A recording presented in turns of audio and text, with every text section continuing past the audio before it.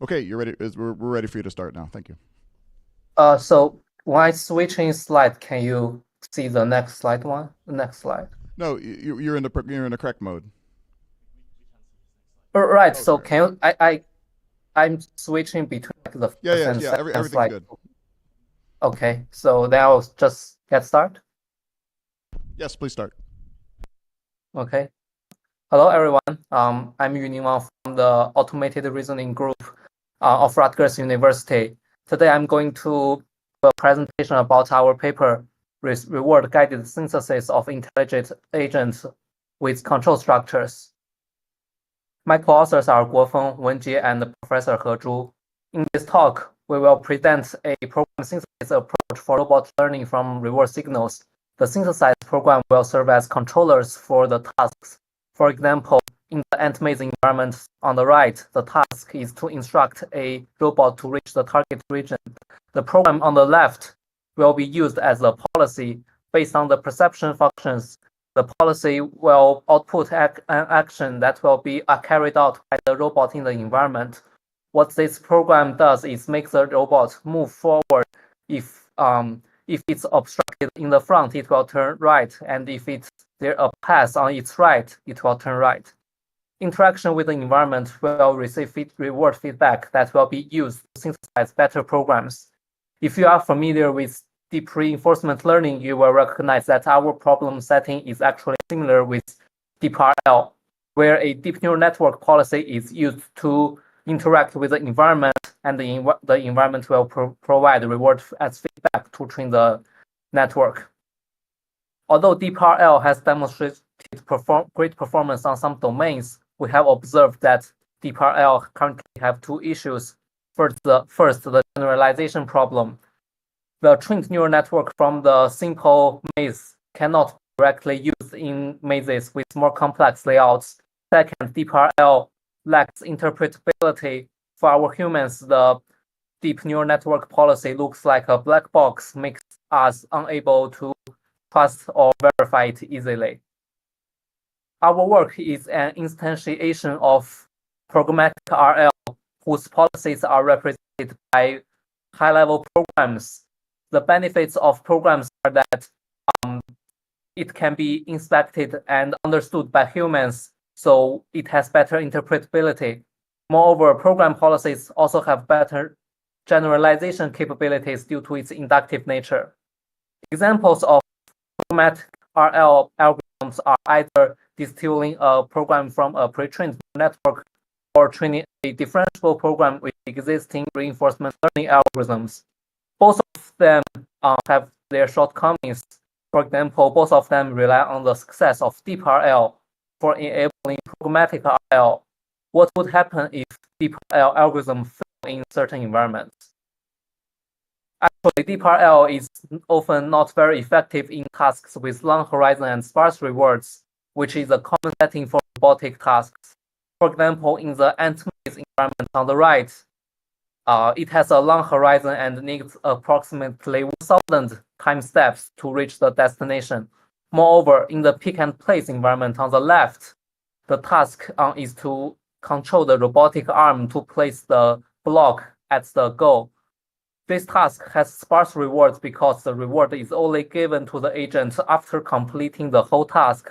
So if we naively use a DeepRL algorithm to solve this one, the agent will never gain any rewards during exploration. As a result, there is no reward signal for the algorithm to learn.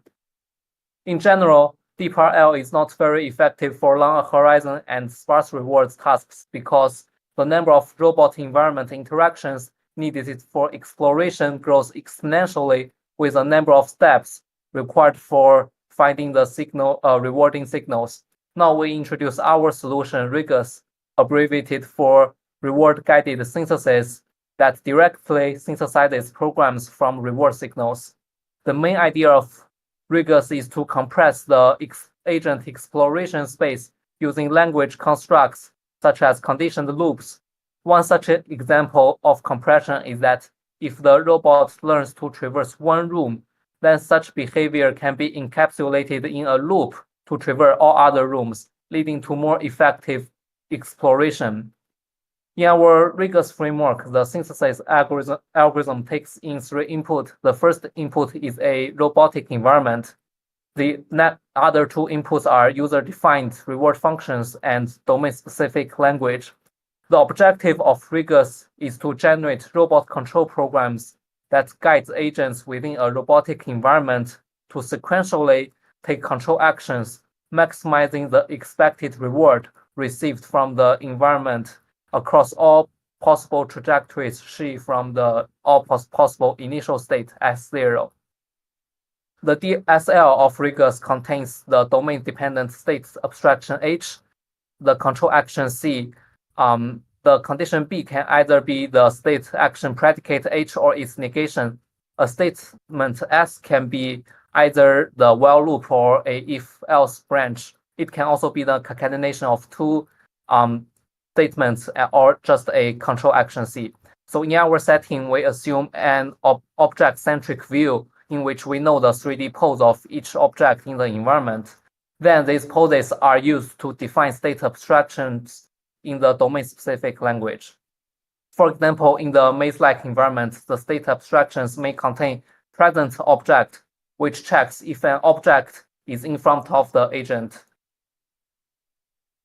So we can see that the state abstractions act as perception functions that describe the spatial relationship and physical orientations among the environment objects, including the robot itself. Moreover, robotic tasks are task agnostic, which are can be reused in other tasks. So in ReGuS, we consider the setting of sparse sparse rewards. ReGuS rewards are only given to the agent when the agent completes the task or achieves a significant step. For example, in the maze environment, the agent only obtains the reward after reaching the target region. In the pick and place environment, the agent receives the reward after placing the block at the goal region. ReGuS use rich control flow structures to compress the agent exploration space. However, this advantage comes with the trade-off of introducing a large program search space. For example, in the multi-room navigation task, the agents need to traverse several rooms with closed doors to reach the green square goal. On the right, we show the synthesized program for this environment. You can see that it's a large program with 3 while loops and several conditional statements. This means we need to explore a large portion of the program search space before finding the solution. The figure on this slide explains the strategy ReGuS uses to address the large program search space challenge. First, the sketch generator generates high-level loop structures with the loop body yet to be filled by the loop completer. Second, the sketch completer uses on-demand synthesis of conditional statements to further reduce the program search space. Third, the program synthesized for simpler tasks can be added to the DSL as new skills to be reused in the more complex task. We take the clean house task as a running example. The robot aims to navigate the environment to pick up markers placed adjacent to walls. It has 4 state abstractions to check whether the marker is present or it's in front, left, right is clear. It also has 4 actions to navigate the robot in the maze. This task is similar to the ant maze task as we seen before. The sketch generator will use Monte Carlo tree search over this sketch grammar to guide the sketch search directions. The loop sketch can only derive either sequential or nested loop structures and fill in only the loop conditions. After generating a loop sketch, the statement inside and after the while loop will be yet to be filled. Suppose ReGuS has already explored some sketches on the left of the tree. Now the ReGuS will explore the will not present marker sketch in the blue box. The node score are yet to be determined. Then ReGuS will send this sketch to the sketch completer. Once the sketch completer gets this sketch, it uses top-down execution-guided program synthesis to fill in the holes in the sketch. The programs are expanded as a tree shown on the left, and partial programs will be evaluated according and ranked by their rewards in the search queue. For each action, the pre and post condition are inferred as logical formulas over state abstraction predicates. based on concrete execution states. This will help ReGuS to synthesize conditional statements on demand. Take this program with a single move action as example. When the move is executed for the first time, we will record its precondition. In this case, the condition is not left is clear, front is clear, and not marker present. After executing several steps, we will meet a new state that doesn't satisfy the presumed precondition. Because left is not clear. To synchronize this conflict, ReGuS inserts a new if left is clear statement to handle this unseen state. Then ReGuS continue to fill in the missing holes in the newly inserted if branch. When the program is execution continues, it will meet another unseen state that has not front is clear. Again, this conflicts the existing precondition, so ReGuS will synthesize another if branch to make the agent turn right for this unseen state. The sketch completer will stop working on this sketch when it uses up all its budget. The best program found for this sketch is shown here. The program will collect exactly 1 marker out of 10, so it will receive some partial reward. The reward signal is then sent back to the sketch generator.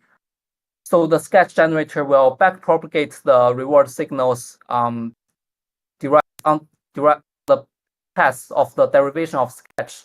As a result, the node score on this path will be updated to 0.1 because the program can pick up exactly 1 out of 10 markers in the environment. After updating the node scores, the search direction is steered towards the sketches that use the not marker present as the loop condition. These nodes makes ReGuS more likely to find the sketch that will eventually solve the task. Then, after some iterations, the generator finds this nested while loop structure sketch and sends it to the completer.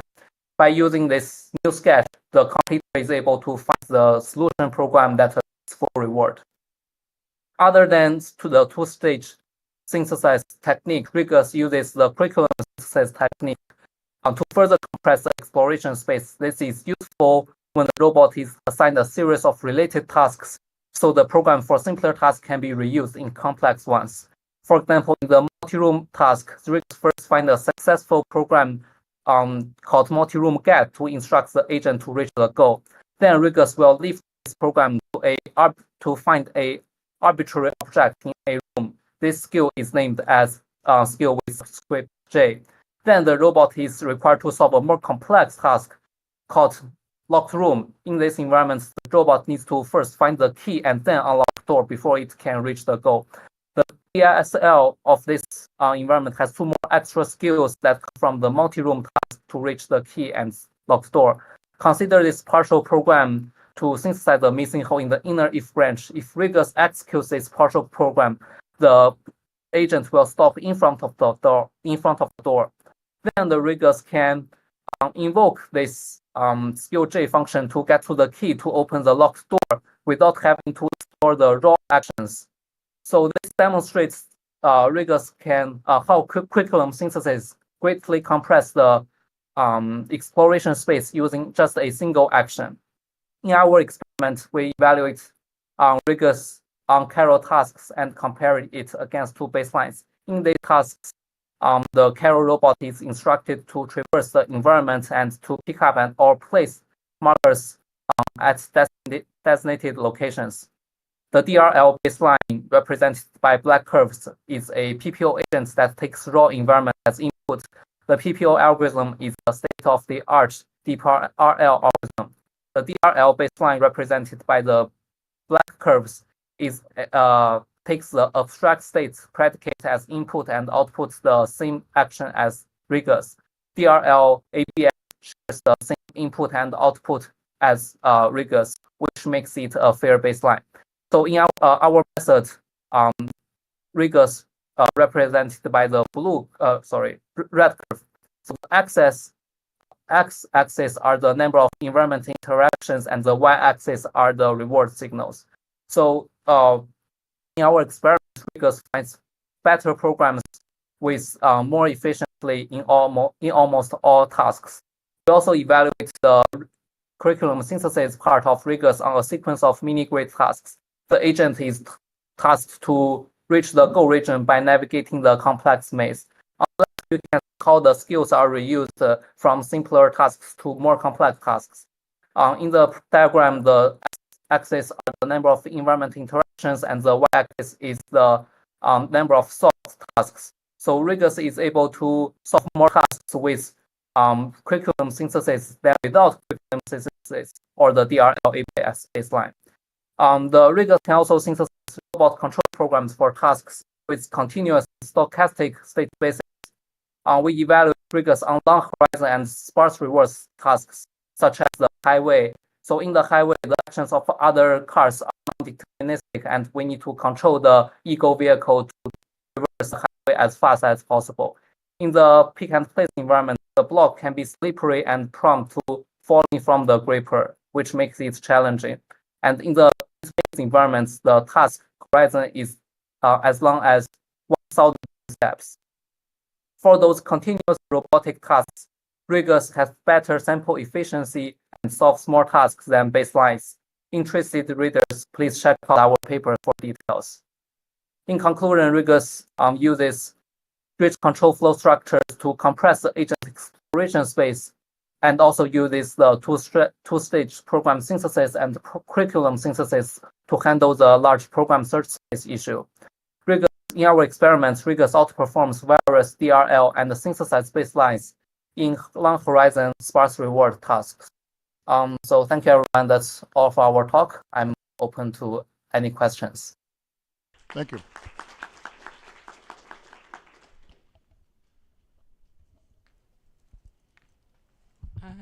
Okay, so I have a question regarding how you deal with the problem of if you add a new skill to the robot control DSA, this effectively changes the amount of actions you can take, if I've understood correctly.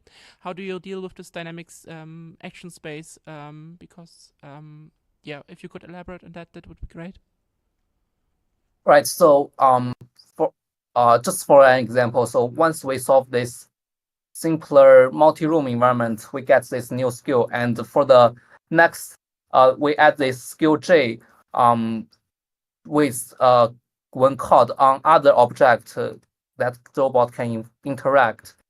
So for example, in this environment, the robot can also interact with the key and lock door. So those two skills are added to the DSL. Then, since we use like a top-down program synthesis to find the program, then those all those possible DSL actions will be considered during this top-down search. And you're right. So as we move to more complex tasks, the number of actions actually increases. So this brings a more burden to the program synthesizer. But on the other hand, the exploration space of the agent in the environment greatly reduces, because now we can think of that we now have higher level actions rather than lower level move or turn right, turn left.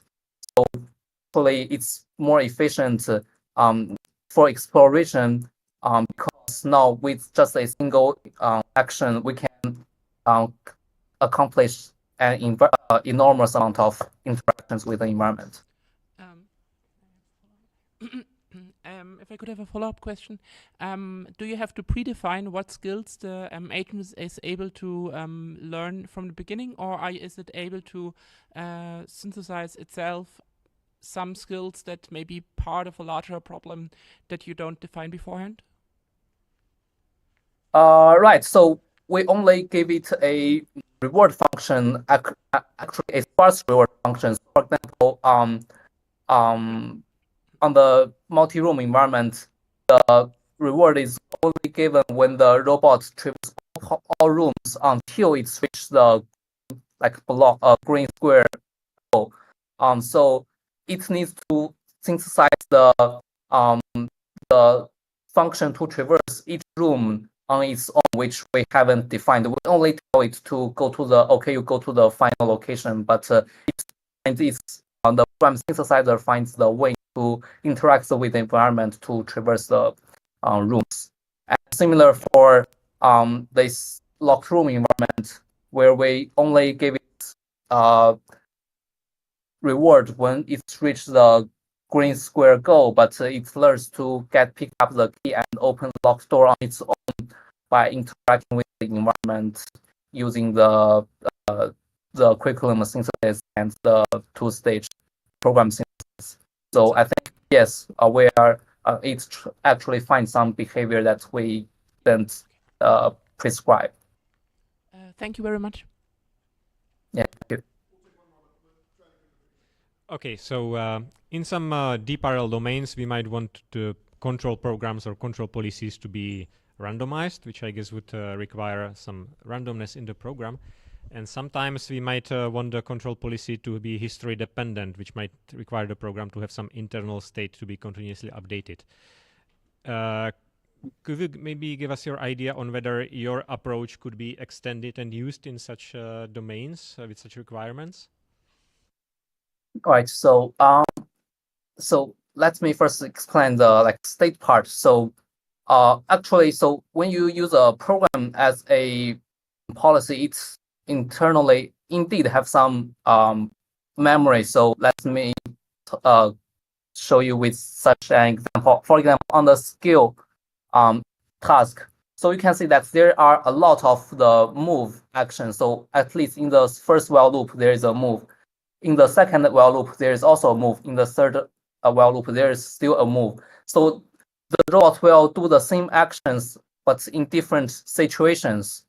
So you can understand that initially we will move, and after some thing happens, we do something else. But if we are in a new situation, we can still do the move. So I think this can be regarded as some internal memories of the agent about the current state it's in. So, but